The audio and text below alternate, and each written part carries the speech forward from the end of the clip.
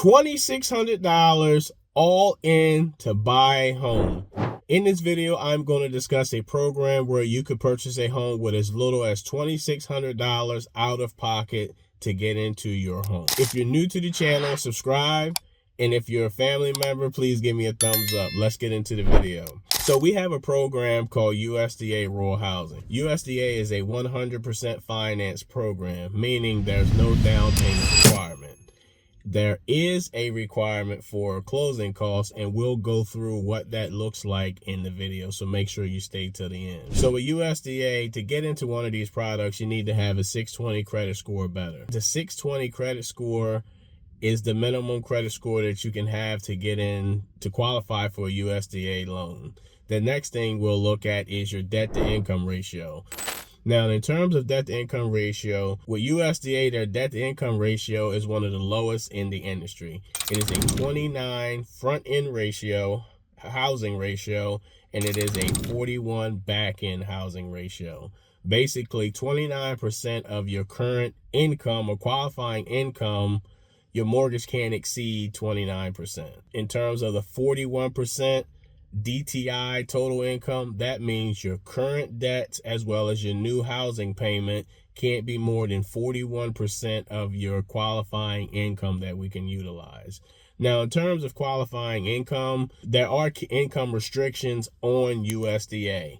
With USDA income restriction, it's going to vary based upon your location and where you are. So for the purposes of this video, there's going to be a link below for you to click on where you can look up your family size and your area and see exactly what the household income is that they allow. Now, speaking of household income, USDA doesn't just look at the person who or the people who are on the application for the mortgage. They look at the total household income. So what does that mean? Anyone over the age of 18 receiving some sort of income, whether they're on the mortgage or not, their income is factored into the qualifying income for USDA. Now, that is a USDA rule. It is not a mortgage lender rule, but it's a USDA rule, USDA guideline per se. Now, what you want to do is you want to apply for a mortgage and see how much you can get qualified for. By applying for a mortgage, you'll get to see what you qualify for with USDA, and then you'll be able to go out and take a look at homes. Also, in the link below, you will be able to find out the maximum loan amount that you can have with a USDA loan in your area. Again, like I said, areas vary and different based off the income and the census tract, so you'll want to do your research and look that up in the link that I have below. So let's say you've gotten all your information into your lender and they call you back and they say, hey, you're qualified for $300,000. Let's say your lender reaches back out to you and say you are pre-approved for $300,000. Now you have the ability to shop. You and your real estate agent will go out and take a look at homes that are in your price range. Let's use an example in this video, a $300,000 house. Your lender calls you back and you now find out that you're pre-approved for $300,000. The seller has the ability to pay up to 6% of your closing costs for the buyer. You go out, you're shopping with your real estate agent, and you find a property that's $300,000 that you're interested in purchasing.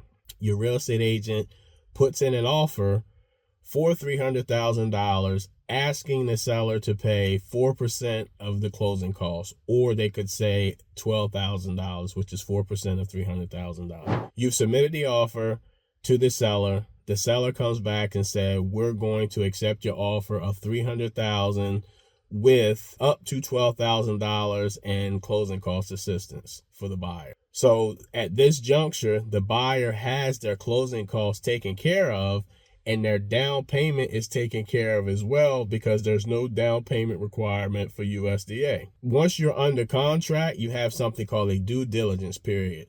The due diligence period is where you go and start with your home inspection. Now, this is where we're going to start calculating how much money you'll have out of pocket. When you put the offer on the property, you put down an earnest money deposit of $1,000 in consideration for purchasing their home.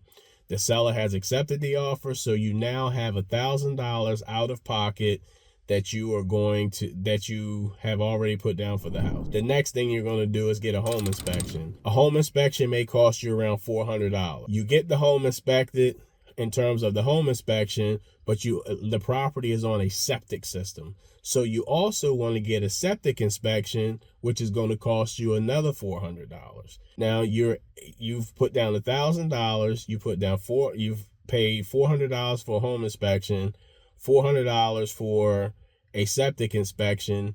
That has you $1,800 into this home. Next, you're going to need a water test. The water test, for the purpose of this video, is going to cost you about $200. So now you have $200 additional dollars to get the water tested because you're on possibly a well. If you're on city water, you don't have to get a water test.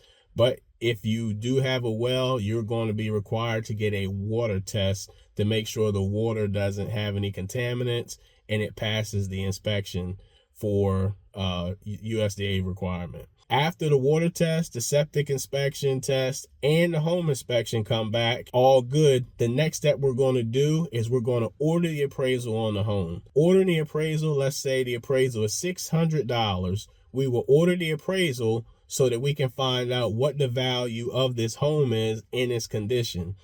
So you have $1,000 that you put down as earnest money deposit.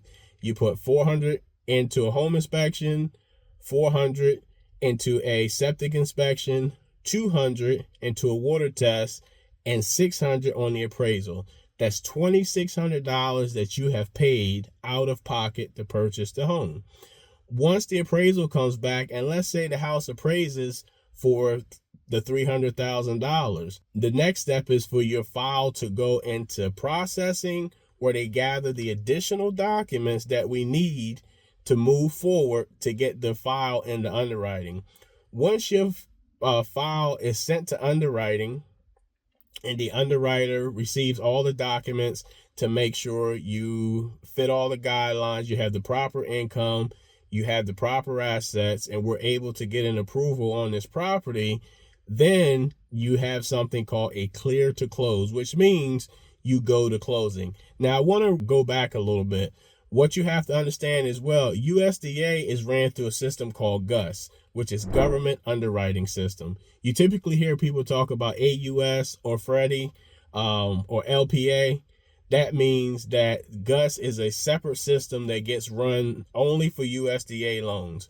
Not only does my company or the lender have to underwrite your file and get it clear to close, that file has to be packaged up and sent over to USDA for their approval and blessing on the loan to see if you qualify. Now, let's say you get a clear to close from our standpoint in underwriting from your mortgage company, and then it's sent to USDA and that file has a clear to close. And once you have a clear to close, you find out what you potentially have to bring to the table. So the closing department of the mortgage company gets with the closing department of the attorney's office to do something called balancing of the CD. When they balance the CD, they're making sure that every nickel and dime penny is accounted for.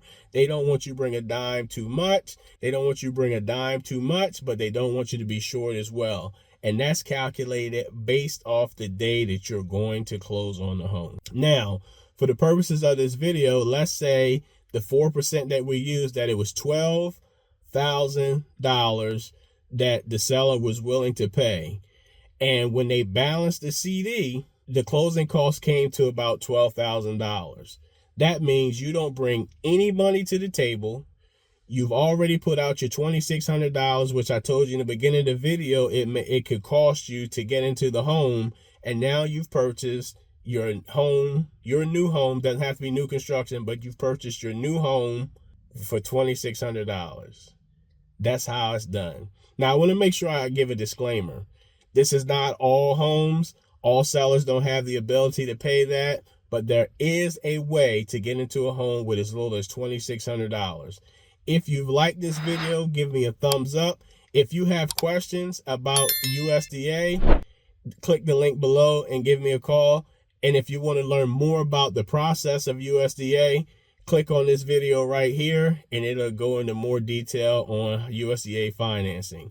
I'm Kevin Jefferson, the People's Lender. Have a great and prosperous day.